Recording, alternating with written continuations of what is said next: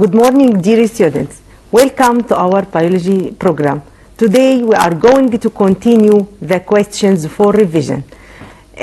In the last period, we talked about the different type of questions like the give reasons, write scientific term, and we now continue the other types of questions to be study and to be successful. Okay, we start, look at the opposite figure, then answer the following questions. This figure show the feet structure. What is the foot structure found? Number 1, 2, 3. Okay, look at the opposite figure, then answer the following questions. طبعا احنا شايفين الفيجر قصادنا اهو موجود عليه الفوت ستراكشر في نمبر 1 و 2 و 3. هنشوف الكويستشنز اللي under the figure. What are the questions? Number 1, what does figure represent? طبعا الفيجر ده represent ايه؟ هقول ان الفيجر اوكي represent the foot structure. طب and what does the structure number 1 refer to? طبعا structure number 1 refer to Achilles tendon. اوكي structure number 1 gastrocnemics muscles. اوكي what are the reason for the structure number 2 tearing? What is the reason for tearing, cutting the structure number 2? Okay, and what are symptoms of this tearing? وايه هي الاعراض اللي بيصاب بيها الانسان لما يحس بالتيرنج in this Achilles? Okay, okay, the reason for tearing performing vigorous effort. يبقى سبب التيرنج في الاشلس او في الجاسترو ماسلز دي نتيجه ان انا عملت فايجرس ايفورت، يعني مجهود جامد جدا او sudden contraction for the gastrocnemics muscles. اوكي الجاسترو ساينامكس ماسلز انا ممكن اكون اتحركت حركه مش مظبوطه او moving in opposite direction and this is loss of elasticity in gastrocnemics muscle. What are the symptoms for this? Number 1, inability of walking and acute pain. acute pain يعني ألم شديد جدا بيخليني ان انا not unable to move our foot. Choose one of the questions A or B. اوكي طبعا ده اللي كان في البوكلت القديم ان احنا 2 questions ندرب برضو على كل الاسئله اللي موجوده عندي. Give reasons for the generative nucleus in the pollen tube is divided mitotically. Okay. Number 1, to form 2 male nuclei. يبقى انا عندي هنا في الفلاور عندي حاجه اسمها الميل نيوكلياي، والميل نيوكلياي دي used in the double fertilization process عشان تعمل double في الفرتلايزيشن بروسيس. اوكي طب in embryo of human برضو دي بتبقى الامبريو في الهيومن the sex becomes different in male before female. طبعا ليه ال sex becomes different on male before female؟ نتيجة الهرمونز بتاعت الواي كروموسوم. انا عندي الواي كروموسوم عندي طبعا في الميل في اكس واي والفيميل اكس اكس. عندي الواي كروموسوم دوت في الامبريو بيبقى الهرمونز بتاعت الميل بتظهر after 6 weeks. after 6 weeks يعني 1.5 month. اوكي وبتبتدي differentiate الجونادز to form the testis for male. لكن بالنسبة للفيميل طبعا بتبقى الاوفري بيبتدي يحصل له differentiated after 12 weeks او بنقول عليه 3 months. هنا بنقول because the testes are developed in the 6 weeks. زي ما احنا قلنا اهي التستس بيحصل لها develop في ال 6 weeks يعني after 1.5 months while الاوفري developed in the 12 weeks of pregnancy يعني بعد 12 اسبوع يعني بعد 3 اشهر. ده الديفرنشيشن اللي بيبقى موجود. طبعا هعمل ستوب هنا بس نفهم ايه اللي بيجرى هنا. نخلي بالنا ان احنا اساسا عندنا في الاستراكشر بتاع البيبي بيبقى التيشو بتاعه undifferentiated.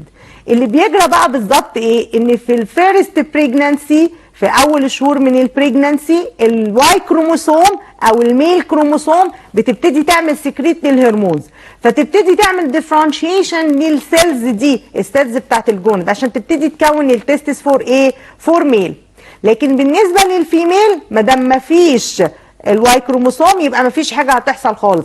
اللي هيحصل امتى؟ هيحصل بعد 12 ويكس، يعني افتر 3 مانثس يبتدي السيلز بتاعت الجوند يحصل لها ديفرنشيتد وتبتدي تديني مين؟ تديني التو اوفرز فور فيميل. اوكي، يبقى انا كده اهوت اخلي بالي ان انا في عندي بيتم جوه او الفورميشن اثناء او during الفورميشن اوف بيبي بيحصل ميتوتيك ديفيجن، والميتوتيك ديفيجن ده بيتم جوه اليوترس اوف ذا ماذر وتو فورم ذا جونادز فور ميل. بنقول الجونادز اوف ميل لو هو فيه الواي كروموسوم يبقى الجونادز هتبتدي ديفرنشيتد في البيجيننج اوف 1 and half months، لكن بالنسبه للفيميل يبقى after 3 months. Okay, now we are continue. Choose the right answer only of the following. Defect in the receptor CD4 on the T causes losing its ability to. طبعا هنختار its ability to destruct the cells of bacteria، ولا bind to antigen، bind يعني connect مع الانتيجين MHC complex، ولا activate natural killer cells، اوكي، ولا secrete the interferons. وخلي بالي في اللي تشوز ممكن يجي لي يقول لي تشوز ويجيب لي 5 تشوزز، اوكي، وانا اختار منهم، يكتب لي كده على جنب ان احنا you must choose او you must select 2 choices. فانا اخلي بالي هو عندي ايه بالظبط. طبعا نخلي بالنا ان الانسر هنا الديفكت في الريسبتور CD4 on T causing losing its ability to ايه؟ bind to antigen. طبعا لان انا عارف ان CD4 الفانكشن بتاعته ان هو بيرتبط بالانتيجين MHC complex. اوكي، what would happen when the shortage of ATP molecule in the muscle. طبعا ال ATP ده انا لازم اقف عند ال ATP واعرف ال ATP ده المركب ادينوسين تراي فوسفات، وده السورس فور انرجي دوت اللي بيكون الطاقه جوه في ايه؟ في جسمنا. طيب ايه اللي هيحصل لو حصل نقص في الايه؟ في الاي تي بي موليكيول جوه الماسلز بتاعتي؟ طبعا اللي هيحصل اهي دي مهمه جدا على فكره، والكويستشن ده جه من سنتين في الامتحان وكان سؤال مهم جدا وبيتكرر كتير قوي في الامتحانات واحنا بنحل. الشورتج اوف اي تي بي موليكيول leads to non-separation of transverse links, okay, from act in filament. So the muscle remains in a state of continuous contraction and cannot relax, leading to the occurrence of a painful muscle spasm. طبعا الشد العضلي اللي بيتم في قلب العضله ده نتيجه ايه؟ نقص في الاي تي بي، مفيش انرجي وصلت، فلما تيجي يحصل ريلاكسيشن او الترانسفيرس ماسلز تبعد عن التانية يحصل ايه اللي يجرى؟ مش هيتم كده، هتفضل نون سيباريشن اوف ترانسفيرس لينكس، مش هتحصل سيباريشن لها عن الاكتيف انفيلامنتس، وهيحصل الاكت اللي هو الترانسفيرس طبعا دي موجوده في الاكتين فيلامنتس، والماسلز هتفضل in state of continuous contraction and cannot relax. اوكي، طب write scientific term for. A protein is secreted by the cytotoxic T cell to destroy the foreign bodies by creating pores in their membrane. مين اسم البروتين اللي بيتفرز عن طريق السيتوتوكسيك تي سيلز عشان يدمر الفورين بادي باي بروتين؟ طبعا ده اسمه بيرفورين او بنقول عليه بيرفوريتنج بروتين.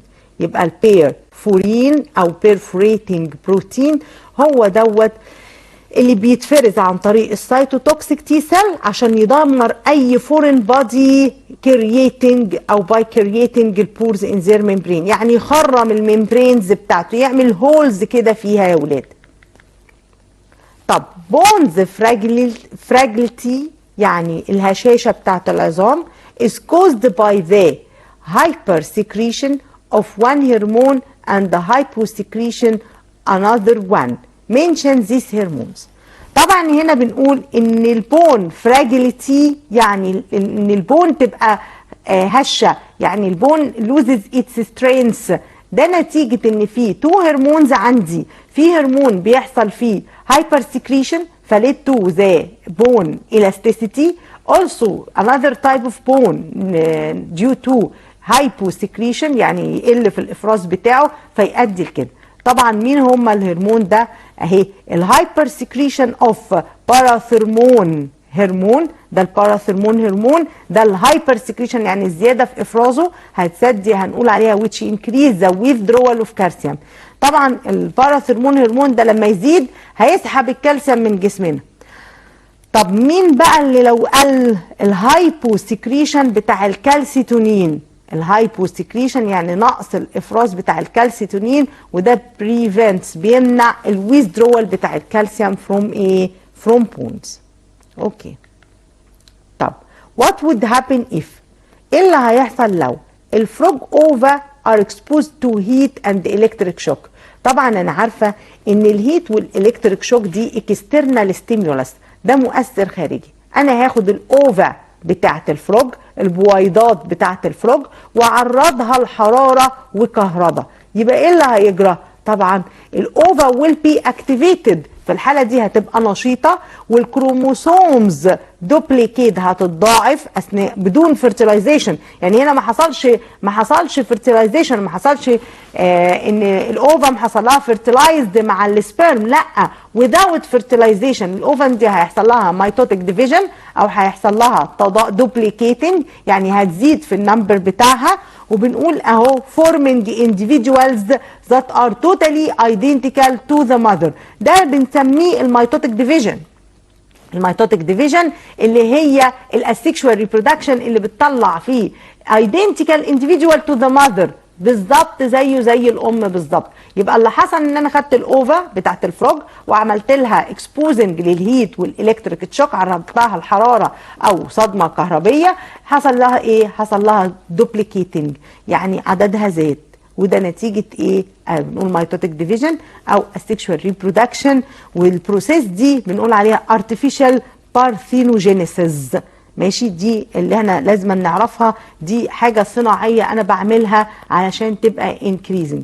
برضو بالنسبه للاوفن بتاعت الفيميل، في بعض الحالات يا ولاد ان الاوفن بتاعت الفيميل او المذر عامه لما بتبقى هي عايزه تبقى بريجننت بيحصل تشوك للاوفري نفسه، بيجيب الاوفري ويعمل تشوك عن طريق الكتريك تشوك بس بطريقه معينه عشان يعمل اكتيفيتنج، ينشط الاوفري بتاع الفيميل تو بروديوس الاوفم عشان يخرج الاوفم ويحصل الارت، مش هيحصل هنا بقى فيرتلايزيشن بس الاوفم تخرج من الاوفري تمشي في الفالوبيان تيوب توصل لليوتيرس، او وهي واثناء ما هي موجوده في الفالوبيان تيوب بيحصل عمليه الفيرتلايزيشن.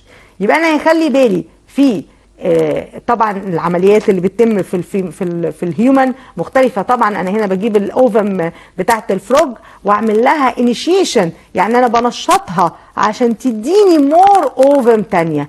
تمام، يبقى دي اسمها artificial parthenogenesis. artificial ايه؟ parthenogenesis. اوكي. compare between the following phenols and phenols in plants. ايه فرق بين الايفينولز والفينولز in plant؟ طبعا هنا في حاجه اسمها الريسبتورز وحاجه اسمها الفينول.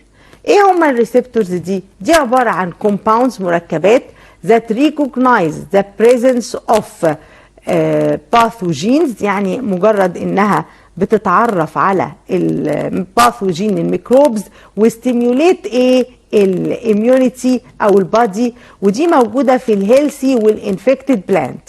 but the concentration او الكونسنتريشن بتاعها بيزيد في البلانت افتر ايه؟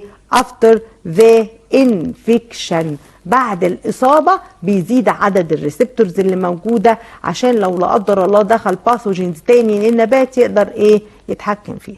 طب مين هي الفينولز؟ الفينولز دي ماده توكسيك كيميكال سبستانس، ودي ذات كيل الباثوجين، بتقتل الميكروبات زي البكتيريا يا ولاد، وانهبت their growth وزي may be formed in the plant before the infection. يعني انا ممكن احطها على النبات قبل الانفكشن او formed due to the infection.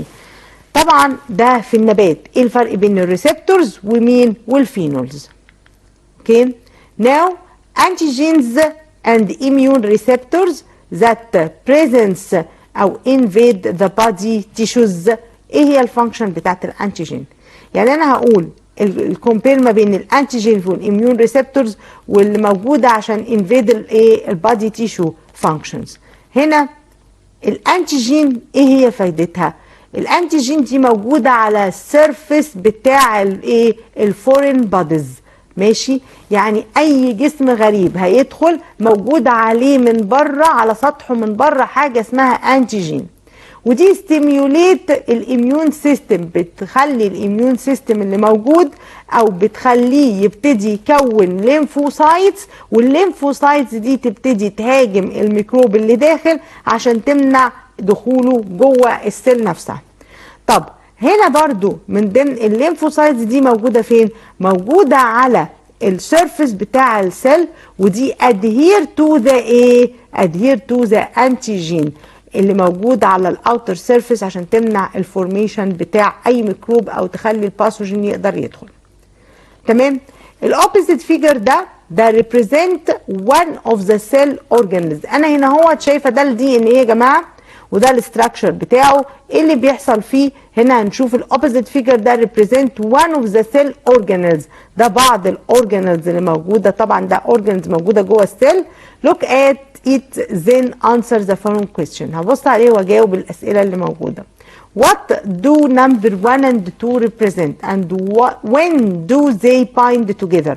طبعا ارجع كده بص تاني، معلش نشوف 1 و 2 اهي. شايفين نمبر 1 اهي A U وG ويو يو وسي، تمام؟ ونمبر 2 اللي فوق، تمام. يبقى هو عايز في الاول اعرف رقم 1 ده و2 ريبريزنت ايه وامتى بيحصل لهم بايند توجذر. طبعا هنا نمبر 1 ده سمول رايبوسومال سب يونتس، دي الرايبوسوم سب يونتس يا ولاد، دي سمول رايبوسومال سب يونت. طب نمبر 2 ايه؟ لارج رايبوسومال سب ايه؟ سب يونت. طب هنا ايه اللي بيحصل لهم؟ بيحصل لهم بايند امتى؟ قال لي during protein synthesis، اثناء تخليق البروتين بيحصل لهم جوين مع بعض. but when protein synthesis stop they separate and move independently. طبعا ده هنا هو الاستراكشر ده بيبقى جوه في قلب ايه؟ في قلب النيوكليوس. ده بيتم ازاي الاستراكشر ده؟ بيتم اثناء الفورميشن بتاع الدي ان ايه. يعني انا عندي الدي ان ايه هيعمل دوبليكيت، عشان يعمل دوبليكيت فبيبتدي يكون السمول رايبوسومال سب يونتس واللارج رايبوسومال سب ايه؟ سب يونتس. اوكي؟ اثناء البروتين سينسايز يحصل لهم كونكشن توجذر، يتجمعوا مع بعض. بعد ما يتجمعوا مع بعض ويحصل لهم كونكشن مع بعض، المفروض ان هم خلاص البروتين اتكون واتخلق البروتين اللي احنا عايزينه اللي هو هيتكون في الار ان ايه. طب بعد كده ايه اللي يحصل؟ لازم يحصل لهم سيباريشن فروم ايتش اذر، ينفصلوا عن بعض. طب ليه بينفصلوا عن بعض؟ بيبتدوا يبعدوا علشان خلاص هو انا التارجت اللي انا كنت عايزاه هو البروتين سينسايز. هم اتجمعوا عملوا لي البروتين، خلاص بعد كده ما لهمش فانكشن بقى، يقوموا ايه؟ سيباريتد علشان يبتدوا يشوفوا انذر فانكشن يعملوها في السيل.